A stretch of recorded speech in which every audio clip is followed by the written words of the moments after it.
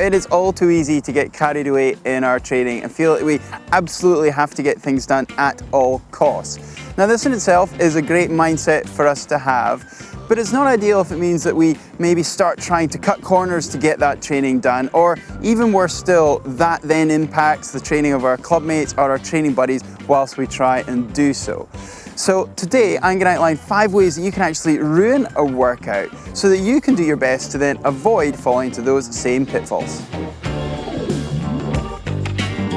Let's start with the warm-up. Now, as far as we're concerned here at GTN, whatever session you've got planned, it's important to factor in a portion of that as warm-up time, even if it is just a 5-minute super easy jog ahead of your steady run. It's an important aspect of any training session, and it becomes even more important if you've got a key running session planned. That being said, it's still amazing how many people don't value the importance of those first few minutes. There are 2 aspects of getting your warm-up wrong. The first one is omitting it altogether. Say you're really strapped for time, but you're desperate to get your session done and you just think, I'll go straight in with the main set. Now, you run 2 risks here. The first one being the fact you're not going to get the most out of your session and you're unlikely to be able to hit those target times. But the second one, and more worryingly, is you could actually get injured by pulling a muscle or something if your body isn't quite ready. And then the flip side, you might end up going too hard in your warm-up, and you've probably experienced teammates doing that in the swim, tapping your toes or going just ahead of you on the bike, and you're just losing that opportunity to actually warm your body and your mind up ready for the main session. So if you do actually approach your warm-up as a really key part to getting ready to the next session, you'll make sure that you really nail the main set. Now, it might seem entirely obvious, but training when you're ill is something that many of us can fall into the trap of doing. Now, as triathletes, we're very driven individuals usually, so that means we don't want to ever miss a planned workout. But we've all been there when we wake up in the morning and we've got some, if not all, of the telltale indicators of an oncoming cold. We may have a scratchy throat, a sore head, sniffly nose, or just all of the above. But still, we'll drag ourselves off down to the gym or the pool simply out of habit. Now, in all likelihood, that training session is going to be, well, a bit of a write-off, and we're going to struggle through it.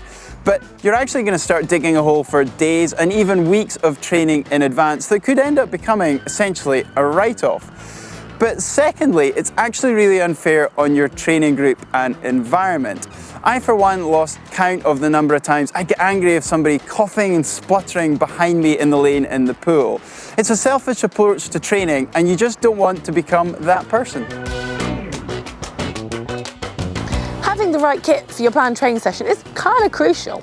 Hands up who's turned up to a run session with the wrong pair of running shoes. Say you've got a long off-road run planned through a muddy forest in the middle of winter, then you're going to want some shoes suitable for the job that have got plenty of grip and are strong and sturdy, not your racing flats that you used in your last session indoors on a treadmill, because not only are you going to ruin your shoes, you're probably going to struggle to run as you'll be slipping and sliding everywhere. And then there's the pool scenario, and I'm sure you've all been there when you've forgotten your goggles, or even worse, your swimsuit, and you've had to go and beg with lost property or teammates to try and borrow some kit. And the worst case scenario being no one has any you can borrow, and you've got to head home without even getting in the pool.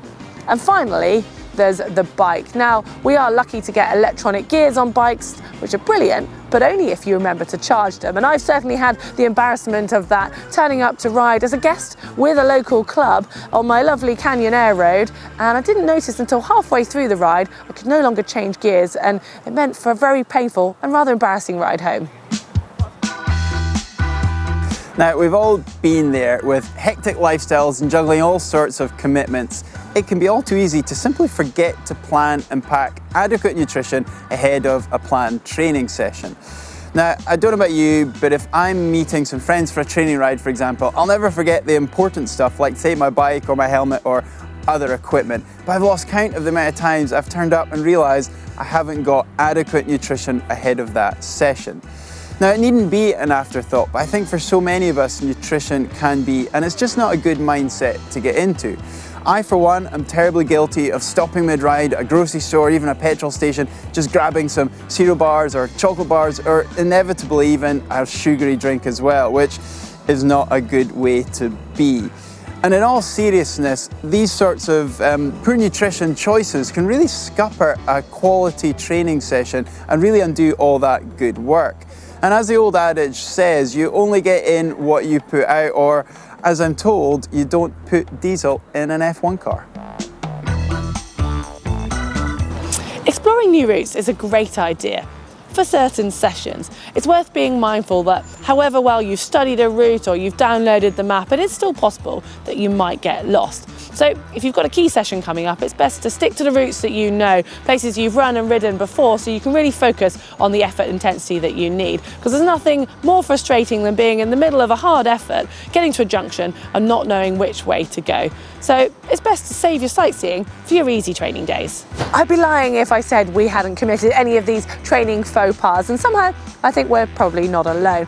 But if you have miraculously managed to avoid all of these, this video should at least ensure that you don't ruin any workouts in the future too. Hopefully you've enjoyed this. Give us a thumbs up if you have, and hit the globe on screen to make sure you get all of our videos here at GTN. And for a video that Mark did looking into coffee doping, you can find that one just down here. And if you want to know more about plantar fasciitis and how to avoid it, there's a video on that just down here.